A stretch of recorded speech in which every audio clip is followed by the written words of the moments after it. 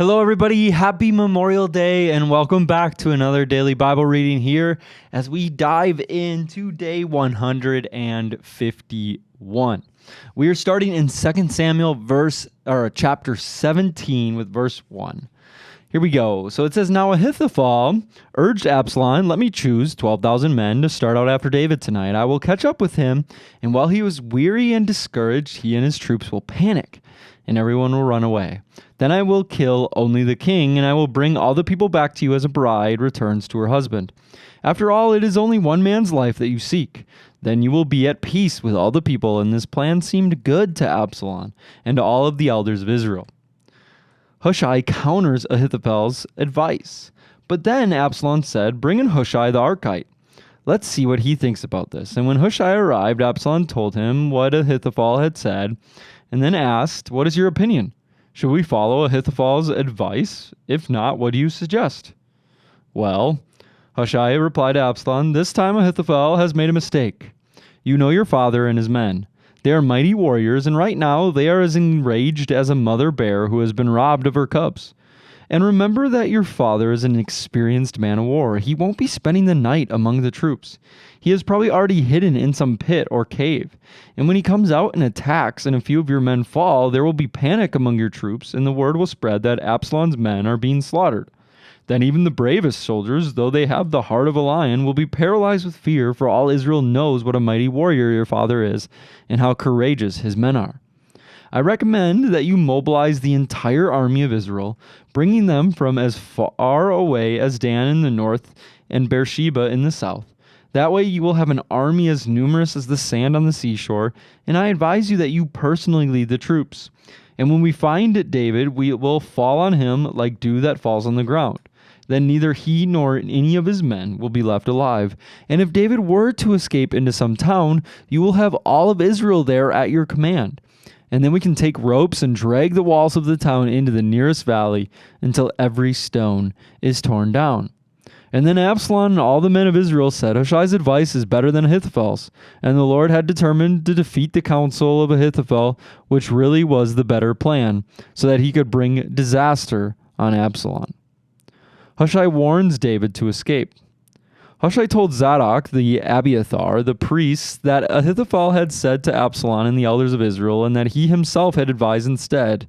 Quick, he told them, find David and urge him not to stay at the shallows of the Jordan River tonight. He must go across at once into the wilderness beyond, otherwise he will die and his entire army with him. Jonathan and Ahimaaz had been staying at En-Rogel as not to be seen entering and leaving the city. Arrangements had been made for the servant girl to bring them the message they were to take to King David. But a boy spotted them at En-Rogel, and he told Absalom about it, so they quickly escaped Beharum, where a man hid them down inside a well in his courtyard. The man's wife put a cloth over the top of the well and scattered grain on it to dry in the sun so that no one would suspect that they were there. And when Absalom's men arrived, they asked her, Have you seen Ahimaaz and Jonathan? And the woman replied, They were here, but they crossed over the brook. Absalom's men looked for them without success and returned to Jerusalem. Then the two men crawled out of the well and hurried on to King David. Quick, they told him, cross the Jordan tonight. And they told him how Ahithophel had advised that he'd be captured and killed. So David and all the people with him went across the Jordan River during the night, and they were all on the other bank before dawn. And when Ahithophel realized that his advice had not been followed, he saddled his donkey and went to his hometown, set his affairs in order, and hanged himself. He died there and was buried in the family tomb. David soon arrived at Mahanaim. By now, Absalom had mobilized the entire army of Israel and was leading his troops across the Jordan River. Absalom had appointed Amasa as commander of his army, replacing Joab, who had been commander under David. Amasa was Joab's cousin. His father was Jether, an Ishmaelite. His mother, Abigail, daughter of Nahash, was the sister of Joab's mother, Zeruiah. Absalom and the Israelite army set up camp in the land of Gilead, and when David arrived at Mahanaim, he was warmly greeted by Shobai, son of Nahash, who came from Rabbah of the Ammonites, and by Machir, son of Amiel, from Lodebar, and by Barzillai of Gilead from Rogelim. They brought sleeping mats, cooking pots, serving bowls, wheat and barley, flour and roasted grains, beans, lentils, honey, butter, sheep, goats, and cheese for David and those who were with him, for they said, "You must all be very hungry and tired and thirsty after your long march through the wilderness." All right, that is all we are reading from 2 Samuel today. And then we're going to jump ahead to our reading in John chapter 19. We are going to continue on reading 23 through 42. It says, "When the soldiers had crucified Jesus, they divided his clothes among the four of them, and they also took his robe. But it was seamless, woven in one piece from top to bottom. So they said, 'Rather than tearing it apart, let's throw dice for it.' And this fulfilled the scriptures that say, 'They divided my garments among themselves and threw dice for my clothing.' So that is what they did. Standing near the cross were Jesus, his mother, and his mother's sister Mary, the wife of Clopas, and Mary Magdalene. When Jesus saw his mother standing there beside the disciple he loved, he said to her, 'Dear woman, here is your son.' And he said to this disciple, 'Here is your mother.' And from then on, the disciple took her into his home." The death of Jesus. Jesus knew that his mission was now finished, and to fulfill scripture, he said, "I am thirsty." A jar of sour wine was sitting there, and they soaked a sponge in it, put it on a hyssop branch, and held it up to his lips. And when Jesus had tasted it, he said, "It is finished." Then he bowed his head and gave up his spirit. It was the day of preparation, and the Jewish leaders didn't want the bodies hanging there the next day, which was the Sabbath, and a very special Sabbath because it was Passover week. So they asked Pilate to hasten their deaths by ordering that their legs be broken, and then their bodies could be taken down. So their soldiers came and broke the legs of the two men crucified with Jesus. But when they came to Jesus, they saw that he was already dead. So they didn't break his legs, and one of the soldiers, however, pierced his side with a spear, and immediately blood and water flowed out. This report is from an eyewitness giving an accurate account. He speaks the truth so that you may also continue to believe.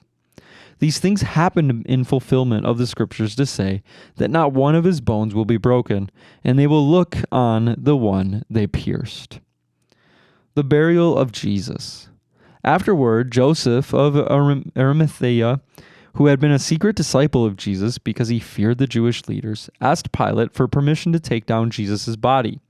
And when Pilate gave permission, Joseph came and took the body away, and with him came Nicodemus, the man who had come to Jesus at night. He brought about 75 pounds of perfumed ointment made from myrrh and aloes. Following Jewish burial customs, they wrapped Jesus' body with the spices in long sheets of linen cloth. The place of crucifixion was near a garden where there was a new tomb never used before, and so because it was the day of preparation for the Jewish Passover, and since the tomb was close at hand, they laid Jesus there. All right, we will pick up tomorrow with the resurrection. This is your flip. Chapter 19 is like the saddest moment in history, and chapter 20 is like the greatest moment in history. So we'll read that tomorrow. And then we will read today. We will continue on in one of the longest, if not the longest, chapter of the Bible, Psalm 119. Today we are picking up in verse 129, and we still will not finish this chapter today. It's going to be a few more days. So Psalm 119, verse 129. Your laws are wonderful. No wonder I obey them. The teaching of your word gives light, so even the simple can understand. I pant with expectation, longing for your commands. Come and show me your mercy, as you do for all who love your name.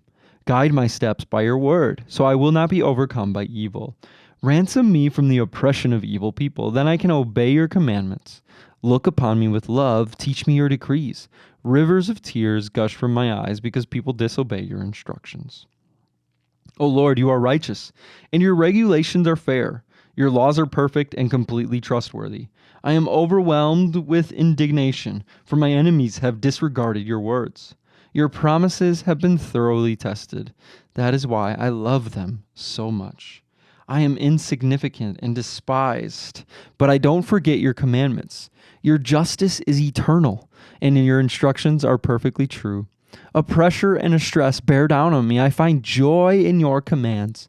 Your laws are always right. Help me to understand them so I may live. I pray with all my heart, answer me, O Lord. I will obey your decrees. I cry out to you, rescue me, that I may obey your laws. I rise up early before the sun is up. I cry out for your help and put my hope in your words. I stay awake through the nights, and in your faithful love, O Lord, hear my cry. Let me be revived by following your regulations. Lawless people are coming to attack me, and they live far from your instructions. But you are near, O Lord, and all your commandments are true. I have known from my earliest days that your laws will last forever. And then last but not least, Proverbs 16, verses 12 and 13. It says, a king detests wrongdoing, for his rule is built on justice. The king is pleased with words from righteous lips. He loves those who speak honestly. And then last but certainly not least, today we have our Oswald Chambers quote. And the quote of the day is to put God first. Our Lord never put his trust in any man, yet he never lost hope for anyone because he put his trust in God first. He trusted absolutely in what God's grace could do for others. Never trust anything in yourself or in anyone else except the grace of God. John chapter 2, verse 24 through 25 says, Jesus did not commit himself to them, for he knew what was in man. And if you ever, I just thought of this as we were reading this, if you ever would like the longer version of each one of the quotes of the day, you can either pick up, Oswald Chambers' book, My Utmost for His Highest, or you can go to the My Utmost for His Highest website, and every single day there is a daily devotional that these are just like a little snippet of those longer devotionals. These might be just a couple sentences where the daily devotionals are more like a couple paragraphs. But so it's Memorial Day, and as we honor our veterans, and if you are a veteran or if you know somebody, today is a day where we just want to say thank you, and really make sure that they feel loved and appreciated for everything that they gave up, serving our country and serving this world that we live in. But one of the things that we see and can clearly understand and conceptualize, and really like almost nowhere else in modern day society or culture respect and allow is this system of order that we find in something like the military. And you have high levels of respect for authority. You have an extreme realism and reality of what the rules are and what the order is and how you're supposed to treat and how you're supposed to act and what you're supposed to say, and we admire the military for that, and we don't really see that much in our culture. There's a lot of self-empowerment. There's a lot of the whole yes ma'am, yes sir, is that really a thing anymore? There's that person talks the way that he wants to, that person, there's kind of a lack of that structure, a lack of that respect for authority, a lack of respect for parenting. Like we can see it in a lot of different areas. But as we were reading out of Psalm 119 today, one of the things that really kind of struck me is the reverence that these few passages that we read today have for obeying the Lord. It says, but I don't want to forget your commandments. Your justice is eternal, and your instructions are perfectly true. I pray with all my heart, answer me, Lord. I will obey your decrees. And it goes on, and almost every single verse in this passage today was about honoring and obeying and following the commands of the Lord. And I don't want to speak. I don't think I even need to say much more other than just kind of prompting this question today. Is that how we live our life? Do you want to live your life in obedience to the Lord? So what does that look like? It doesn't look like I'm just going to pray and read my Bible every day. It looks like you know the commands of the Lord. That's what this says. It says, I will obey your decree.